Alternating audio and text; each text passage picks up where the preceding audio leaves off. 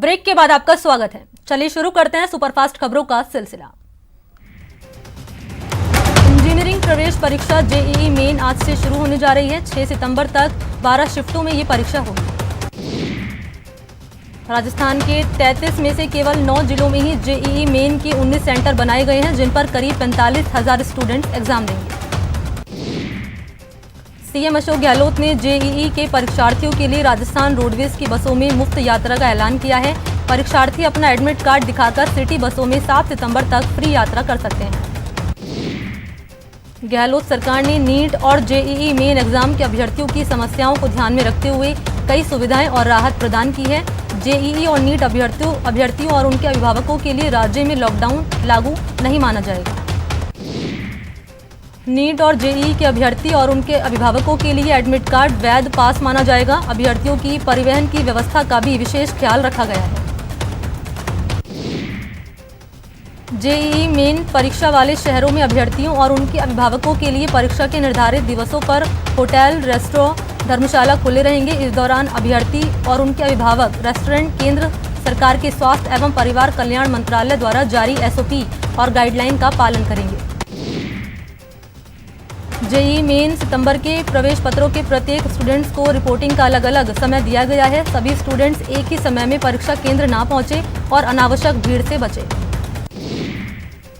Students को कोई भी इलेक्ट्रॉनिक गैजेट साथ लाने की अनुमति नहीं होगी। साथ ही मोटे सोल के जूते और बड़े बटन वाले वस्त्रों की भी अनुमति नहीं होगी। स्टूडेंट्स को लेकर आने वाले व्हीकल को सेंटर से 20 मीटर की दूरी पर रखना होगा। इससे आगे की किसी भी स्थिति में एंट्री का परमिशन नहीं मिलेगी। सीएम गहलोत की सौगात ने अल्पसंख्यक मामलात विभाग को बड़ी सौगात दी। उन्होंने विभाग की 8 योजनाओं का लोकार्पण किया तो 2 योजनाओं का शिलान्यास किया। सीएम ने कहा कि सरकार अल्पसंख्यकों के विकास के लिए प्रयासरत है। जयपुर में प्रदेश कांग्रेस प्रभारी अजय माकन ने मैराथन मंथन किया। इस दौरान उन्होंने कई मंत्रियों के साथ संवाद किया। अजय माकन ने मंत्रियों से चुनाव घोषणा पत्र पर फीडबैक लिया। बैठक में सभी मंत्री लिखित रिकॉर्ड लेकर पहुंचे थे। मंत्रियों के अलावा माकन ने पार्टी के वरिष्ठ नेताओं और पूर्व प्रदेश अध्यक्षों से भी मुलाकात की और उनकी राय जानी। कांग्रेस के नए प्रदेश प्रभारी अजय माकन ने मंत्रियों से पीसीसी में फीडबैक लेने के बाद उन्हें नया टास्क दिया। मंत्रियों को हर महीने प्रभार वाले जिलों के दौरे के समय ब्लॉक और जिला स्तर पर कार्यकर्ताओं के साथ बैठक करने के निर्देश दिए। आज माकन पीसीसी में जयपुर संभाग के 6 जिलों के 300 नेताओं से मुलाकात करेंगे। कांग्रेस प्रभारी, मौजूदा विधायक उम्मीदवार, एआईसीसी सदस्य, पीसीसी सदस्य, सांसद उम्मीदवार से फीडबैक लेंगे। अजय माकन के प्रदेश दौरे को लेकर बीजेपी प्रदेश अध्यक्ष सतीश पूनिया ने बड़ा बयान दिया। साथ ही कांग्रेस पर जमकर निशाना साधा। सतीश पूनिया ने कहा कि कांग्रेस देश में बिखर चुकी है और कांग्रेस में अब डैमेज हो चुका है। जयपुर में पूर्व पीसीसी चीफ सचिन पायलट से उनके निवास पर प्रदेश के अलग अलग जगहों से आए लोगों ने मुलाकात की। दौसा से आए समर्थकों ने 7 सितंबर को आयोजित होने वाले रक्तदान शिविर के पोस्टर का विमोचन पायलट से कराया।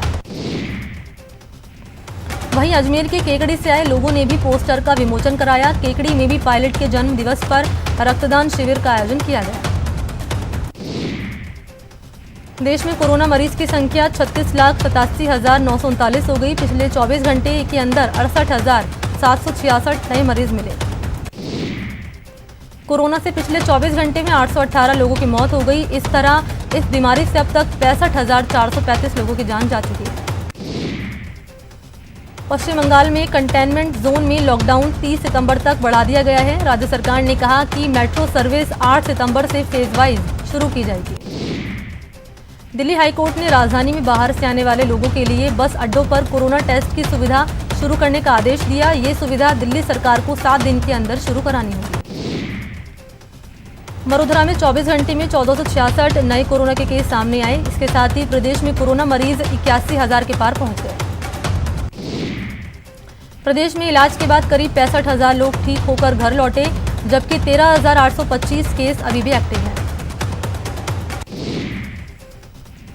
प्रदेश में पिछले 24 घंटे में कोरोना से 13 मौत सामने आई, जिसके बाद प्रदेश में मौत का आंकड़ा 1056 हो गया। सांगानेर से बीजेपी विधायक अशोक लाहौटी कोरोना पॉजिटिव पाए गए। ट्वीट कर लाहौटी ने इसकी जानकारी दी। जयपुर में कोरोना मरीज की संख्या 10,791 हो गई। साथ ही अब तक 275 लोग अपनी जान गंवा चुके हैं। कोटा में कोरोना के 232 नए मरीज सामने आए। इसके साथ ही जिले में मरीज की संख्या 65,000 के पार पहुंच गई। कोटा में सोमवार से 3 निजी अस्पतालों में कोरोना के मरीजों को भर्ती करने की सुविधा शुरू कर दी गई है। तीनों अस्पतालों के 105 आईसीयू बेड को रिजर्व किया गया है। सवाई माधोपुर में कोरोना के 6 नए मरीज सामने आए। इसके साथ ही जिले में मरीज की संख्या 626 हो गई।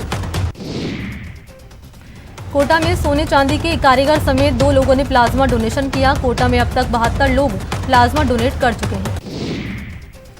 कोटा में कोरोना से बचाव रोकथाम के लिए लगाए गए लॉकडाउन में पुलिस ने सख्ती दिखाई। शहर में सोमवार को पुलिस ने करीब 600 लोगों के खिलाफ कार्रवाई की। कोटा में आयुष चिकित्सक आंदोलन खत्म कर ड्यूटी पर लौट आए हैं। करीब 1.5 हफ्ते से ये सभी डॉक्टर हड़ताल पर थे। सवाई माधोपुर के गंगापुर सिटी में जलदाय विभाग के कर्मचारियों ने विरोध प्रदर्शन किया। कोरोना के नाम पर कर्मचारियों का 1 दिन का वेतन काटने के विरोध में ये प्रदर्शन हुआ। प्रतापगढ़ जिले में बढ़ते कोरोना के कहर को देखते हुए उपखंड अधिकारी ने कोर्ट परिसर को कंटेनमेंट जोन घोषित किया गया। उपखंड अधिकारी द्वारा जारी किए गए आदेशों के मुताबिक न्यायालय परिसर से 300 मीटर की परिधि में ये कंटेनमेंट जोन लागू होगा। कोटा नगर निगम क्षेत्र में बढ़ते कोरोना संक्रमण को देखते हुए कोटा संभागीय आयुक्त केसी मीणा की अध्यक्षता में जिला कोर ग्रुप की बैठक हुई। बैठक में कोरोना पर नियंत्रण पाने के प्रयासों की आयुक्त ने समीक्षा की। अलवर शहर में कचरा संग्रहण के लिए लगे नगर परिषद के ऑटो ट्रिपर ड्राइवरों को पुराने सूचना केंद्र में आयुर्वेदिक काढ़ा पिलाया गया। ये काढ़ा चालकों को 3 दिन तक पिलाया जाएगा। देश और दुनिया में अब कोरोना वायरस कोविड-19 का असर धीरे धीरे खत्म होता जा रहा है। ज्योतिष विज्ञान का मानना है कि देश में इस साल के अंत तक कोरोना वायरस का असर बेहद कम हो जाएगा। कोटा में बेकाबू हुए कोरोना के चलते मरीजों को भगवान भरोसे छोड़ा जा रहा है। पॉजिटिव मरीजों को होम क्वारंटीन की सलाह देने के बाद चिकित्सा विभाग की टीम मरीजों को भगवान भरोसे छोड़ देती है। बूंदी के नमाना कस्बे में बढ़ते कोरोना केस को देखते हुए 3 दिन का लॉकडाउन लगा दिया गया। साथ ही पीड़ितों का सैंपल लिया जा रहा है, जिसका कस्बे वाले विरोध कर रहे हैं। कोटा संभाग के संभागीय आयुक्त केसी मीणा ने कोटा नगर निगम क्षेत्र में 29 अगस्त से 6 सितंबर तक लगे 8 दिन के लॉकडाउन के फैसले का रिव्यू करने की संभावना जताई।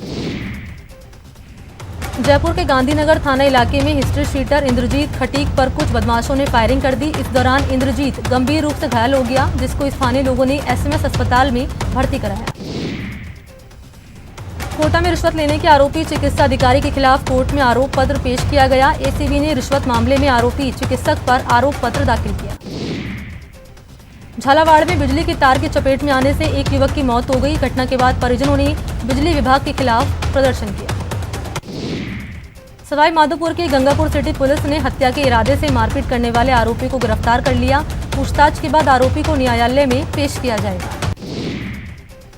चोरों के सुजानगढ़ में चोरों का आतंक जारी है। चोरों ने 3 मकानों में चोरी की वारदात को अंजाम दिया। कोटा के चेचट में किसान ने फांसी लगाकर सुसाइड कर लिया। सुसाइड की वजह आर्थिक तंगी बताई जा रही है। कोटा पुलिस ने जुआरी के खिलाफ कार्रवाई करते हुए 6 जुआरी को गिरफ्तार किया। आरोपियों के कब्जे से 1,22,000 की जुआ राशि बरामद हुई। डूंगरपुर जिले की रामसागड़ा पुलिस ने शराब तस्करों के खिलाफ कार्रवाई करते हुए 2 तस्करों को गिरफ्तार किया। दोनों के पास से 1 कार जब्त हुई, साथ ही 44 बोतल अवैध शराब भी बरामद हुई। सवाई माधोपुर में पुलिस की मानव तस्करी विरोधी यूनिट की मुहिम रंग लाई। यहां पुलिस ने एक मां को अपने 13 साल से बिछड़े बेटे से मिलवाया। धौलपुर की सैपोई पुलिस ने महिला से दुष्कर्म के प्रयास के मामले का खुलासा किया। पुलिस ने 2 आरोपियों को गिरफ्तार किया। अलवर के बहरोड थाना पुलिस ने हत्या मामले का खुलासा किया। पुलिस ने आरोपी मृतक की पत्नी प्रेम देवी और उसके प्रेमी को गिरफ्तार किया। बिजली बिल के मुद्दे पर बीजेपी ने प्रदेश भर में सरकार के खिलाफ प्रदर्शन किया। बीजेपी ने बढ़ी हुई बिजली दरें वापस लेने और 4 महीने का बिजली बिल माफ करने की मांग की। उदयपुर में भी नेता प्रतिपक्ष गुलाब चंद कटारिया के नेतृत्व में बीजेपी कार्यकर्ताओं ने जोरदार प्रदर्शन किया। बीजेपी कार्यकर्ताओं ने कोरोना काल के 4 महीने की बिजली बिल माफी और बढ़ी हुई बिजली दरें वापस लेने की मांग की। अजमेर में बिजली के 4 महीनों के बिलों को माफ करने और बढ़े हुए दामों को लेकर बीजेपी ने प्रदर्शन किया। बीजेपी आदर्श मंडल की ओर से बिजली के बिलों में की गई बढ़ोतरी के विरोध में सद्बुद्धि व्यक्त किया गया। बिजली को लेकर हल्ला बोल के दौरान अजमेर के हाथी भाटा पावर हाउस सोशल डिस्टेंसिंग के धज्जे उड़ाती नजर आई। बीजेपी कार्यकर्ताओं ने बिजली की बड़ी दर वापस लेने के साथ ही 4 महीने का बिजली बिल माफ करने की मांग की। अजमेर के पुष्कर में बिजली पर हल्ला बोल के दौरान बीजेपी कार्यकर्ताओं ने सोशल डिस्टेंसिंग की जमकर धज्जियां उड़ाई। पुष्कर विधायक सुरेश सिंह रावत कोरोना से बेखौफ अपने समर्थकों के साथ धरना दिया। प्रदर्शन के दौरान अधिकांश लोगों ने मास्क भी नहीं लगा रखा था। डूंगरपुर जिले में भी बीजेपी कार्यकर्ताओं ने प्रदर्शन किया। प्रदर्शन के दौरान कार्यकर्ताओं ने कांग्रेस सरकार के खिलाफ जमकर नारेबाजी की। प्रदर्शन के उत्साह में बीजेपी कार्यकर्ता सोशल डिस्टेंसिंग भूल गए। अलवर में बीजेपी के धरना प्रदर्शन में सोशल डिस्टेंसिंग की जमकर धज्जियां उड़ाई गई। इस बारे में जब न्यूज 18 राजस्थान ने बीजेपी जिलाध्यक्ष संजय नरूका से सवाल किया गया तो संजय ने कहा कि उन्होंने पहले ही सभी पदाधिकारियों और कार्यकर्ताओं को सोशल डिस्टेंसिंग और कोविड-19 के गाइडलाइंस की पालना के निर्देश दिए थे। सवाई माधोपुर में प्रदेश सरकार के खिलाफ बीजेपी ने जमकर हल्ला बोला। बीजेपी मंडल अध्यक्ष राम अवतार मीणा के नेतृत्व में बीजेपी कार्यकर्ताओं ने सहायक अभियंता कार्यालय पर धरना प्रदर्शन किया। सवाई माधोपुर में बीजेपी की ओर से हल्ला बोल कार्यक्रम आयोजन किया गया, जिसके तहत बिजली कार्यालय पर बीजेपी कार्यकर्ताओं ने कांग्रेस की जन विरोधी नीतियों के खिलाफ विरोध प्रदर्शन किया। श्री गंगानगर के सूरतगढ़ में रेल विकास संघर्ष समिति ने 2 सूत्रीय मांगों को लेकर प्रदर्शन किया। इसी के साथ इस बुलेटिन में इतना ही। नमस्कार।